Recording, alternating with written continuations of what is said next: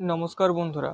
আজকের আমাদের বিষয় হলো আহ, দা বা যেটাকে আমরা অনেকে দি বলে থাকি, সেটা কোন সময়ে আমরা দা উচ্চারণ করব, কোন সময়ে আমরা দি বলবো।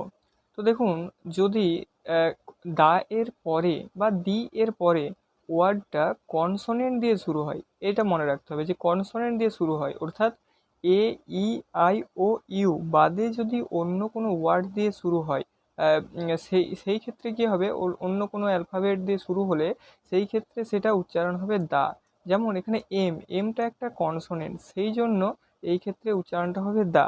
কিন্তু পরেরটাতে দেখুন বলা হচ্ছে দি কখন উচ্চারণ হবে, না যখন ভাওয়েল দিয়ে শুরু হবে, অর্থাৎ ওই যে তার দি বা দা এর পরের যে শব্দটা যেটা রয়েছে, সেটা হচ্ছে যদি ভাওয়েল দিয়ে শুরু হয়, অর্থাৎ এই যে ই দিয়ে শুরু হয়েছে, এই ক্ষেত্রে দেখুন বলা হচ্ছে I prepare my lessons in the evening. এই ক্ষেত্রে দি হলো কারণ এই যে ইটা এখানে ভাওয়েল রয়েছে, তার জন্যে এইটা উচ্চারণ হবে দি। আর এই ক্ষেত্রে হয়েছে দা, কারণ এমটা এখানে কনসোনেন্ট হিসেবে কাজ করছে, তাই এটার উচ্চারণ হয়েছে। সকলকে ধন্যবাদ।